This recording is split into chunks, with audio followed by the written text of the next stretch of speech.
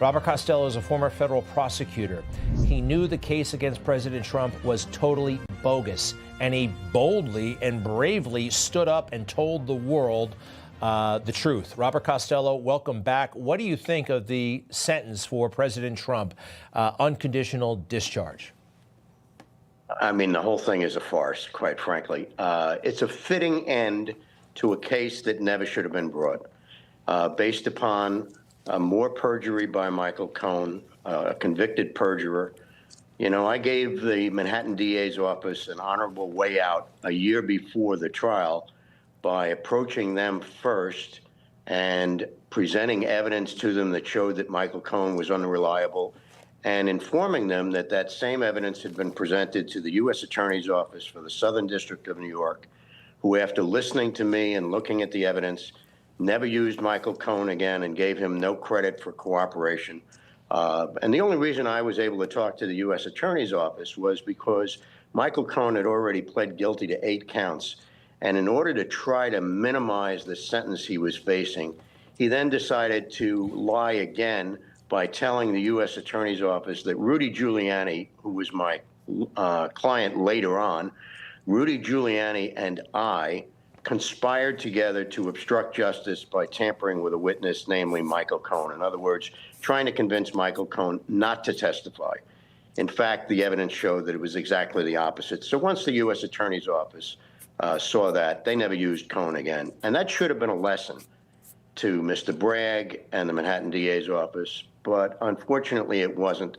They didn't want to hear what the truth was. They were out on an objective, and the objective was, as you can see now by this farce 0 sentence, all they wanted to do was to be able to pin a tag on Donald Trump and say he's a convicted felon. Now, officially, he's a convicted felon now that he's been sentenced, but that hasn't stopped the Democrats from the date that the jury came in with their finding into calling him a convicted felon, which legally he wasn't. But Right. This is actually presenting an opportunity to Trump and his lawyers now to finally appeal this ridiculous, absolutely ridiculous prosecution. There was no crime here. Donald Trump didn't commit any crime. Nobody committed a crime in this scenario, except for Michael Cohen, who committed perjury once again. But I'm sure the DA's office is not going to bother with Michael Cohen. Earlier in the show, I pointed out that we have not heard from any of the jurors in this case, which is very unusual. The OJ case, half the jurors wrote books. Whitey Bulger, mobsters, John Gotti, they all come out and they talk to the press. These jurors did not. Look, I'm suspicious. I don't think that all the government just would leave it to chance, right? They wanted to take President Trump out.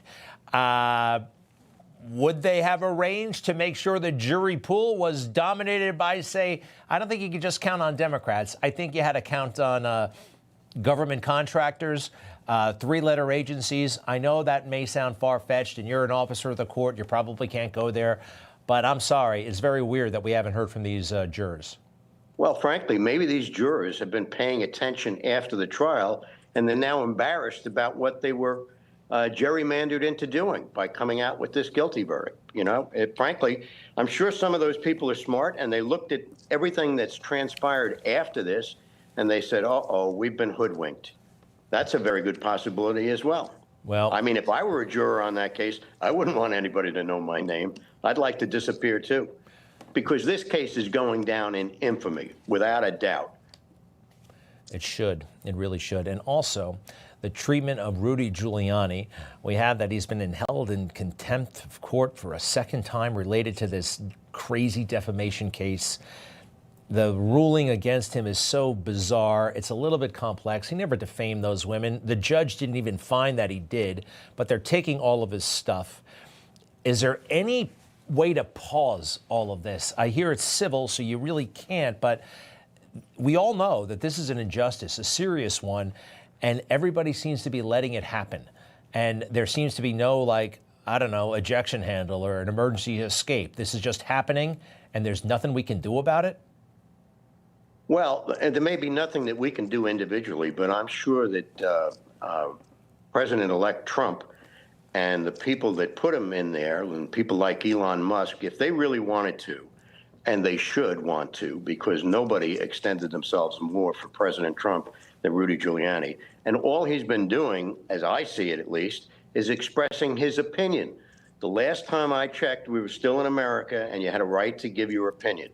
They can disagree with it and say that these ladies didn't engage in election interference and ballot stuffing, but you look at the videotape and you make up your own mind. You're entitled to your own free opinion. But Rudy is getting absolutely destroyed, and it's not surprising. It's the cancel culture. What they do is they don't have to convict you of anything, and in this case, it's just a civil judgment, but it's a civil judgment with a ridiculously high verdict. And by the way, it's a default judgment. Yeah. This didn't go to trial. This was a default judgment.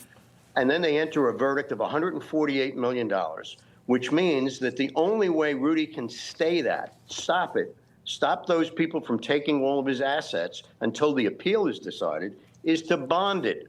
But of course, in order to bond $148 million, you have to have an awful lot of money that clearly Rudy Giuliani doesn't have. So he's in a catch-22 situation.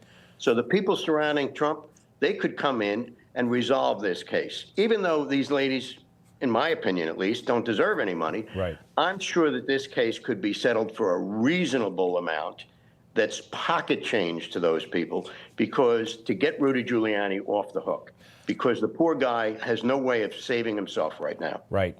No, we got to put our heads together and figure this one out. I don't want Ruby and Shea or Freeman or whatever the hell their names are to get any money, but you offer a pretty interesting solution there.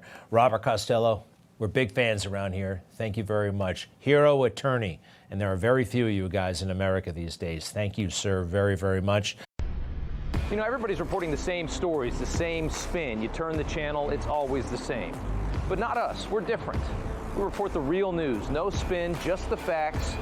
Turn to us, and you won't turn back. Tune in to Rob Schmidt tonight on Newsmax.